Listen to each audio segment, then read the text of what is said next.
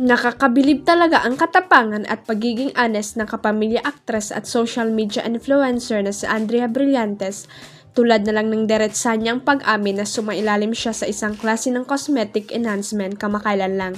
As in, super proud pa niya itong ibinandera sa buong universe.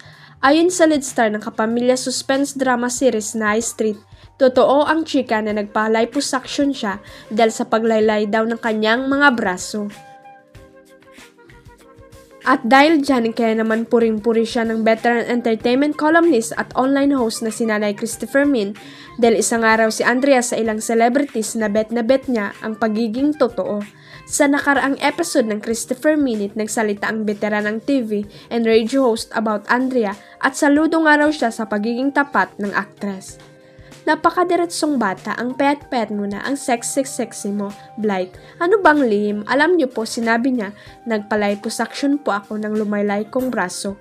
Ayon kay Nanay Christy, bakit niya ikakaya nagpapalay po nga naman siya, bakit hindi? Kung makakaganda naman punan nila beauty sa katalent, sabi pa ng veterana at premyadong host. Tudo na ang paghahanda ni Maris Racal at Anthony Jennings para sa kanilang unang pelikula. Excited na nga silang bigyan ng bagong characters ang kanilang Maton Love Team pagkatapos nilang gampanan ang Snorin sa Can't Buy Me Love na naging dahilan para mahalin sila ng viewers. Excited kami sa gagawin together, basta as in it's something pasabog talaga. Abangan nyo po, grabe din preparation namin, workshop kami. Excited kami doon, I can say minahal kami ng mga tao bilang Snorin. Feel ko mamahalin pa kami ng mga tao sa bagong characters namin kasi nakakatawa. Sabi ni Maris sa kanilang panayam kay Ann Cerezo ng ABS-CBN Integrated News sa launch nila bilang bagong endorser ng isang fast food chain. Iba naman to, ibang tao, ibang characters, excited, dedicated na kami. Sabi naman ni Anthony.